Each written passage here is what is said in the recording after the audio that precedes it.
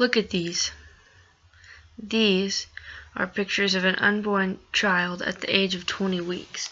20 weeks is the age at which you are no longer allowed to abort a baby. So, if you hadn't already guessed, today I'm going to be talking about the topic of abortion and how it's immoral and wrong. As I stated, according to the website findlaw.com, in the state of Texas, 20 weeks is the cutoff for when you're no longer allowed to legally abort a baby. I picked this topic because it's something that's so widely disputed and disagreed upon, and quite frankly, I don't understand why. It seems fairly self-evident to me that this is wrong and shouldn't be happening in the world, and yet so many people are okay with it. So today, I'm here to, state my input on why this is wrong and this should not be happening in our world. I'm going to tell you that from a couple different perspectives. First, I'm just going to give you the timeline of a baby's development from conception until 20 weeks, when this is no longer legal, and show you that while a lot of people think that that it's still just a fetus and a ball of disformed alien-looking nothingness, it actually lives and breathes and acts like a human at 20 weeks. I'm also going to tell you from a morality standpoint by why this is so wrong, and from a legal standpoint, I'm going to show you how our laws are so contradictory when it comes to the status of an unborn baby. So first, let me just walk you through this timeline. I got this timeline off of nrlc.com. If you guys want to look it up, it's got more detail on it.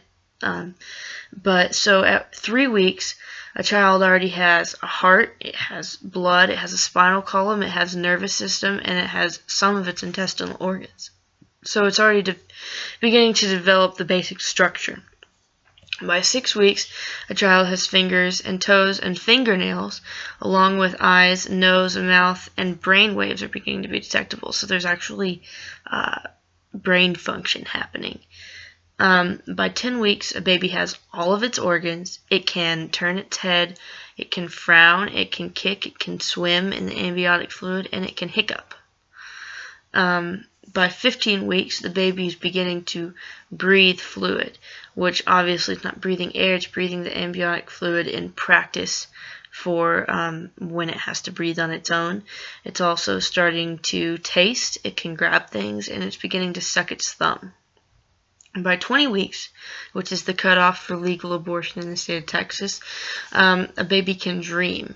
It can recognize its mother's voice, which means it's beginning to develop, feelings and thoughts and character a little bit, beginning to become a person, not just a being. And it can feel pain at that point. So if you abort a baby between 15 and 20 weeks, it feels it. It hurts. So I don't understand how you could see that and not see how this is wrong. Which comes to our next thing, is the fact that this is immoral. There's a couple ways it's immoral. One, it's immoral because this is murder. Two, it's immoral because it's taking away someone's future. This baby was going to become a part of society, and we'll look at some of the things that it could have become, that because the mom is being selfish, it won't. First, it's murder. I don't know how you can see this as murder. It's obviously, we just discussed, it's a human being. It has human characteristics. So any human being which is killed by another human being is murder. So how is this not? But also, look at this kid's future.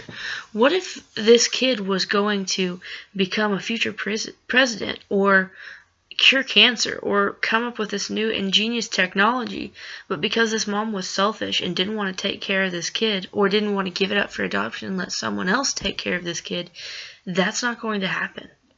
What if cancer could already have been cured if that baby hadn't been aborted? That's the legal or the moral implications of it. But let's look at this legally. So it's totally okay legally to abort a baby up to a certain point. But let's say that a mom with an unborn baby in her at less than 20 weeks gets in a wreck by a drunk driver. That drunk driver is charged with not one, but 2 accounts of manslaughter because it killed both the mom and the baby. So if the mom decides to kill the baby, it's okay and it's legal. But if someone else kills the baby, then it's illegal and they're counted with a second account of manslaughter. Also, if let's say that the mom was to get shot and they were both to die, that person that shot her would be charged with 2 accounts of murder. So again, someone else, it's murder. But if the mom decides to do it, it's legal and it's accepted and it's fought for the right to, and it's her choice. I don't understand how that could even be remotely ethical. But so obviously this is wrong and this is immoral, and I hope that you can see that and you can realize that, I mean, this is what a baby looks like at 20 weeks, sucking its thumb. That's a human being. That's a baby. And that could be killed because a mom's being selfish. She doesn't even have to take care of it herself. She could put it up for adoption. But no, instead she's going to murder it.